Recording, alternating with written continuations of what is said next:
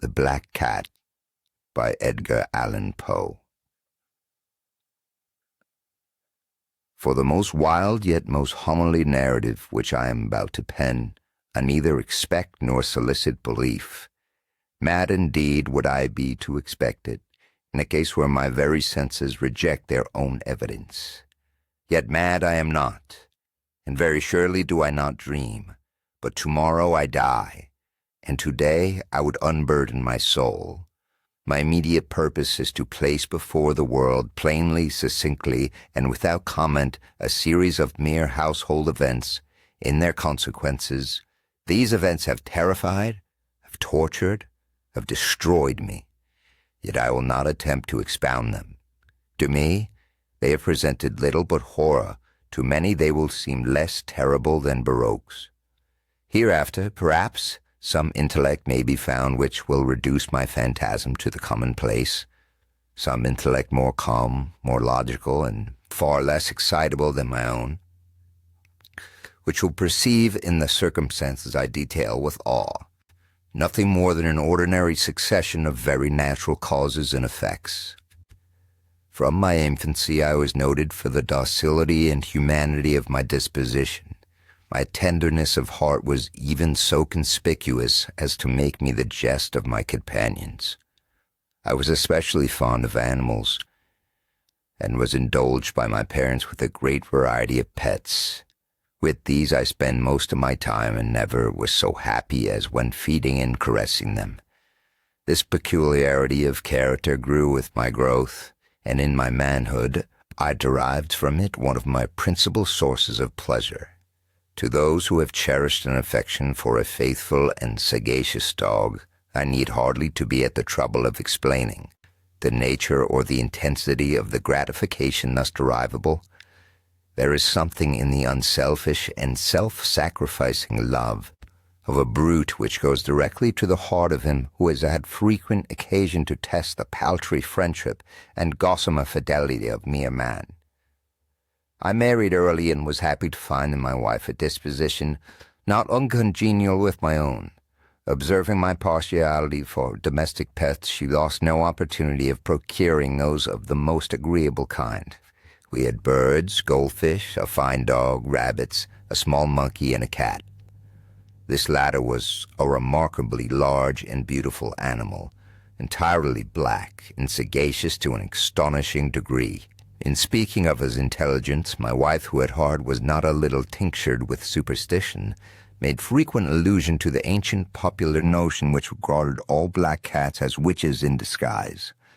Not that she was ever serious upon this point, and I mention the matter at all for no better reason than it happens just now to be remembered.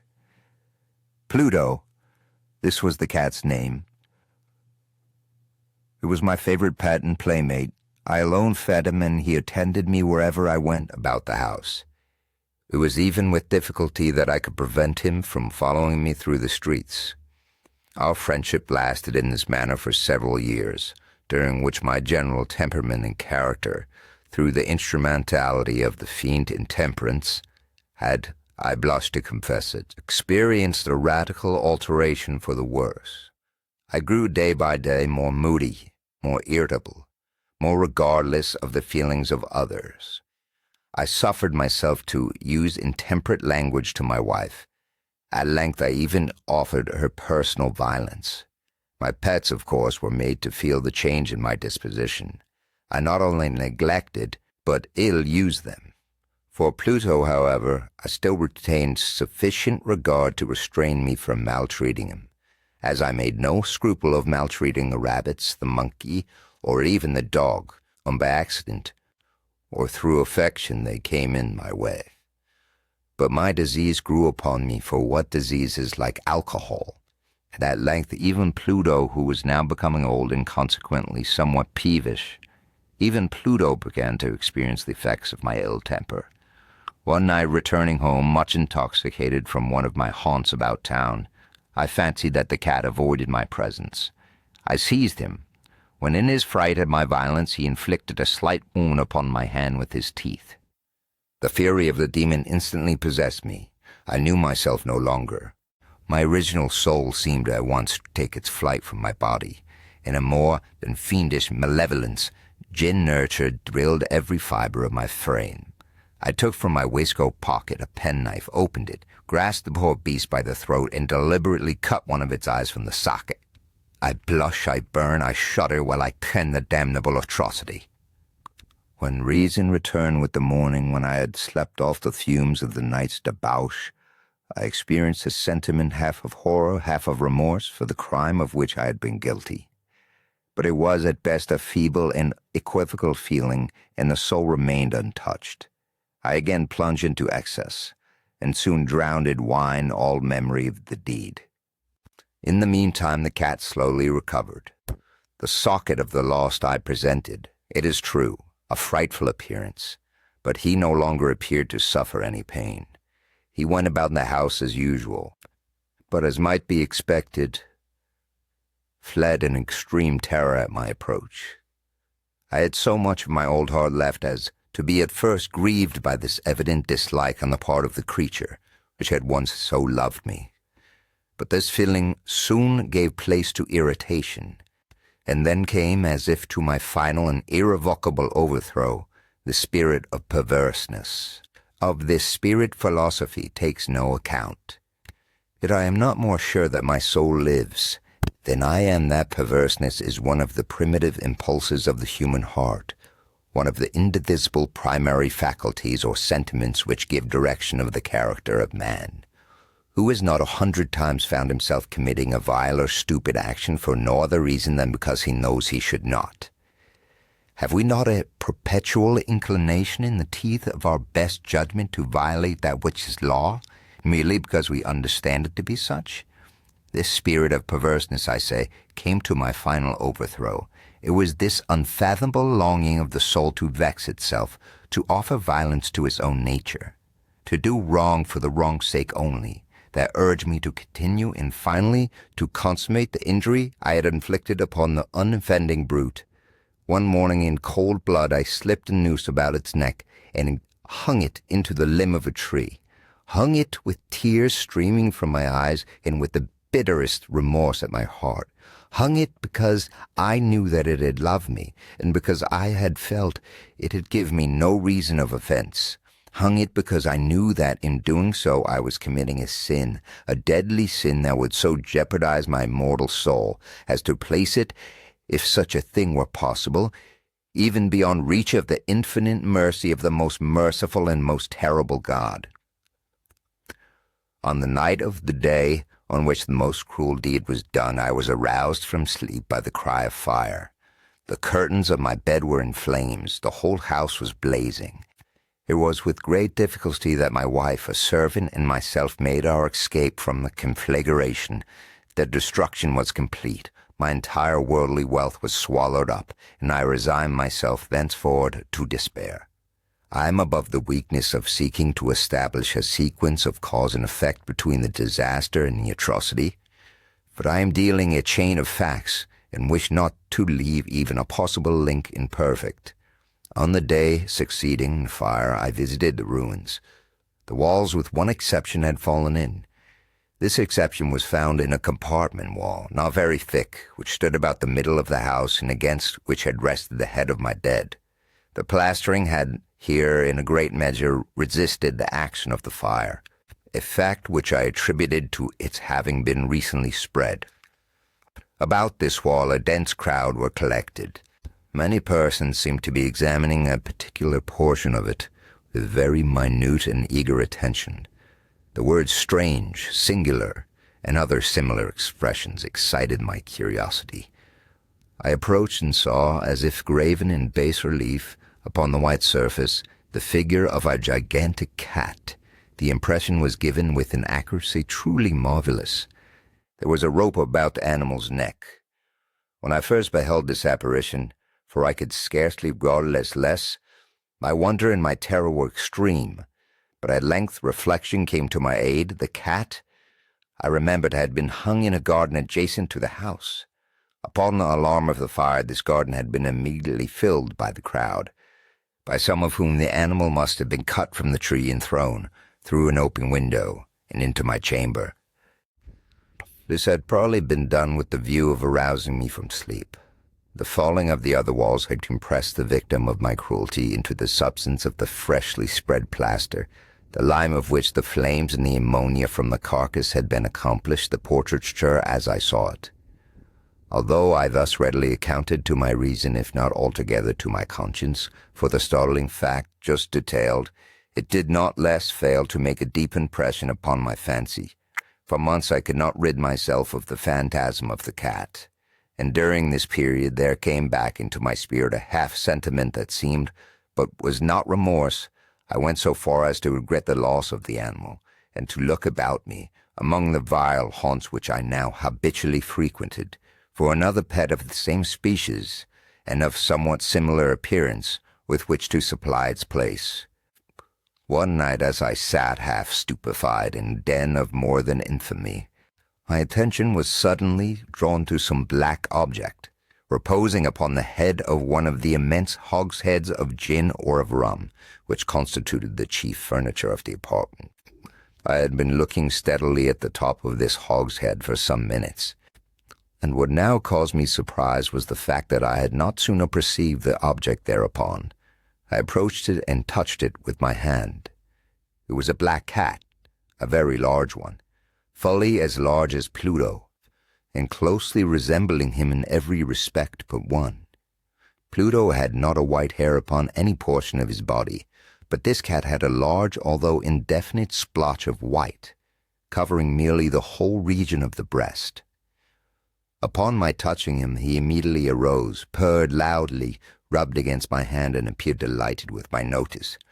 This, then, was the very creature of which I was in search. I at once offered to purchase it of the landlord, but this person made no claim to it, knew nothing of it, had never seen it before. I continued my caresses, and when I prepared to go home, the animal evinced a disposition to accompany me. I permitted it to do so, occasionally stooping it and patting it as I proceeded. When I reached the house, it domesticated itself at once, and became immediately a great favorite with my wife. For my own part, I'd soon found a dislike to it arising within me. This was just the reverse of what I had anticipated. But I know not how or why it was. Its evident fondness for myself rather disgusted and annoyed me. By slow degrees, these feelings of disgust and annoyance rose into the bitterness of hatred. I avoided the creature. A certain sense of shame, and the remembrance of my former deed of cruelty, preventing me from physically abusing it, I did not, for some weeks, strike or otherwise violently ill-use it, but gradually, very gradually, I came to look upon it with unutterable loathing, and to flee silently from its odious presence, as from the breath of pestilence. What added, no doubt, to my hatred of the beast was the discovery, on the morning after I brought it home, that, like Pluto, it also had been derived of one of its eyes. This circumstance, however, only endeared it to my wife, who is, I have already said, possessed in a high degree that humanity of feeling which had once been my distinguishing trait and the source of many of my simplest and purest pleasures. With my aversion to this cat, however, its partiality for myself seemed to increase. It followed my footsteps with a pertinacity which it would be difficult to make the reader comprehend. Whenever I sat, it would crouch beneath my chair or spring upon my knees, covering me with its loathsome caresses. If I arose to walk, it would get between my feet and thus nearly throw me down, or fastening its long and sharp claws in my dress, clamber in this manner to my breast. At such times, although I longed to destroy it with a blow, I was yet withheld from so doing partly by a memory of my former crime, but chiefly, let me confess it at once, by absolute dread of the beast. This dread was not exactly a dread of physical evil, and yet I should be at a loss how otherwise to define it. I am almost ashamed to own, yes, even in this felon's cell I am almost ashamed to own, at the terror and horror with which the animal inspired me, had been heightened by one of the merest chimeras it would be possible to conceive. My wife had called my attention more than once to the character of the mark of the white hair, of which I have spoken, and which constituted the sole visible difference between the strange beast and the one I had destroyed. The reader will remember that this mark, although large, had been originally very indefinite, but by slow degrees nearly imperceptible, and which for a long time my reason struggled to reject as fanciful. It had at length assumed a rigorous distinctness of outline. It was now the representation of an object that I shudder to name, and for this above all I loathed and dreaded, and would have rid myself of the monster had I dared. It was now, I say, the image of the hideous, of a ghastly thing, of gallows. O mournful and terrible engine of horror and of crime, of agony and of death! And now was I indeed wretched beyond the wretchedness of mere humanity, and a brute beast whose fellow I had contemptuously destroyed, a brute beast to work out for me a man fashioned in the image of high God, so much of insufferable woe. Alas! Neither by day nor by night knew I the blessing of rest any more. During the former, the creature left me no moment alone, and in the latter I started hourly from dreams of unutterable fear to find the hot breath of the thing upon my face, and its vast weight, an incarnate nightmare that I had no power to shake off, incumbent internally upon my heart. Beneath the pressure of torments such as these, the feeble remnant of the good within me succumbed. Evil thoughts became my sole intimates. The darkest and most evil of thoughts, the moodiness of my usual temper, increased to hatred of all things and of all mankind, while from the sudden, frequent, and ungovernable outbursts of a fury to which I now blindly abandoned myself, my uncomplaining wife, alas, was the most usual and the most patient of sufferers. One day she accompanied me upon some household errand into the cellar of the old building which our poverty compelled us to inhabit. The cat followed me down the steep stairs, and nearly throwing me headlong, exasperated me into a madness. Uplifting an axe, and forgetting in my wrath the childish dread which had hitherto stayed my hand, I aimed a blow at the animal which of course would have proved instantly fatal had it descended as I wished. But this blow was arrested by the hand of my wife. Goaded by the interference into a rage more than demoniacal, I withdrew my arm from her grasp and buried the axe in her brain. She fell dead upon the spot without a groan.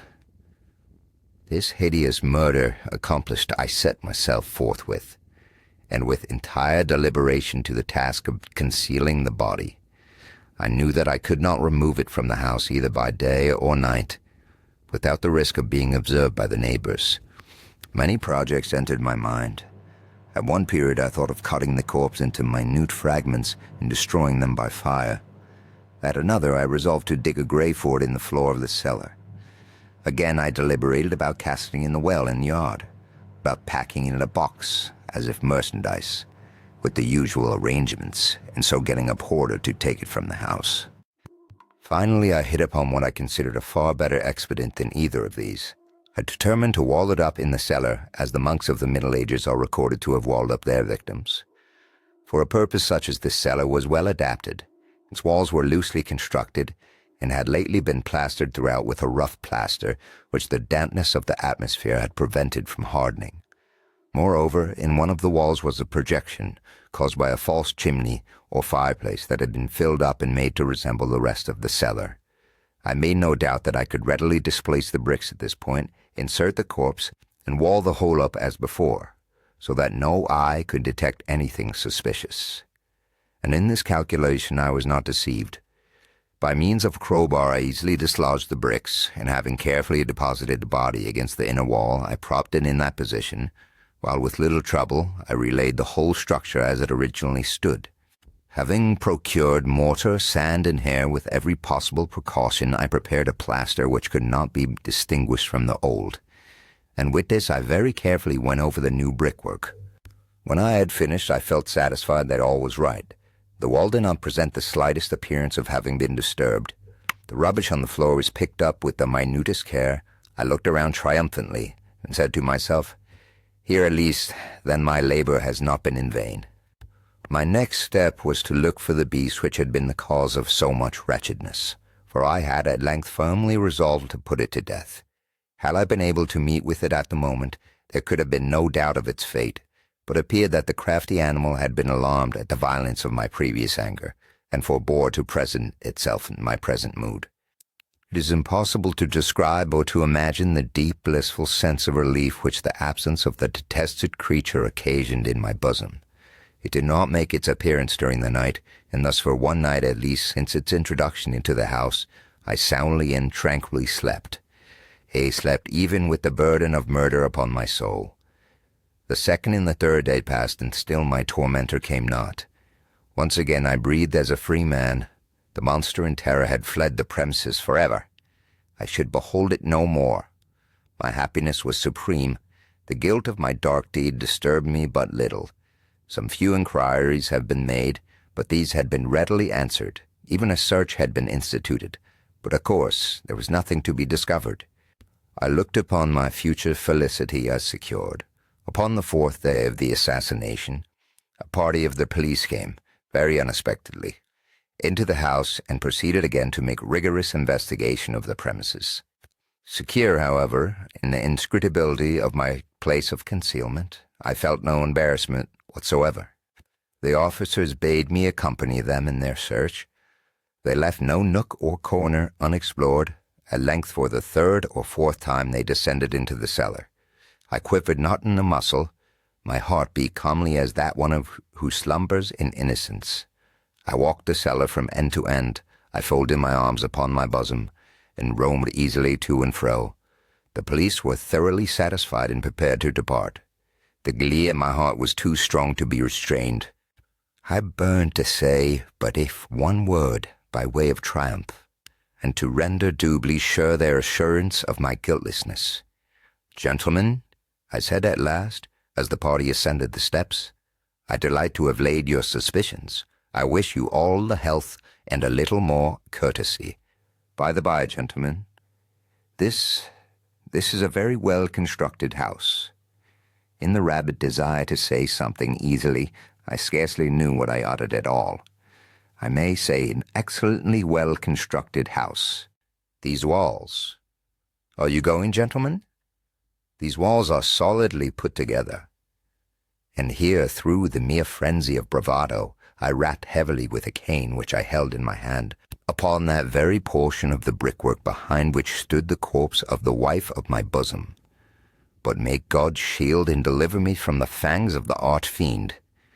No sooner had the reverberation of my blows sunk in the silence than I was answered by a voice from within the tomb, by a cry at first muffled and broken like the sobbing of a child, and then quickly swelling into one long, loud, and continuous scream, utterly anomalous and inhuman, a howl, a wailing shriek, half of horror, half of triumph, such as might have arisen only out of hell, conjointly from the throats of the damned in their agony, and of the demons that exult in their damnation. Of my own thoughts it is folly to speak. Swooning, I staggered to the opposite wall. For one instant the party upon the stairs remained motionless, through extremity of terror and awe. In the next, a dozen stout arms were toiling at the wall. It fell bodily. The corpse, already greatly decayed and clotted with gore, stood erect before the eyes of the spectators. Upon its head, with red extended mouth and solitary eye of fire, sat the hideous beast whose craft had seduced me into murder, and whose informing voice had co-signed me to the hangman.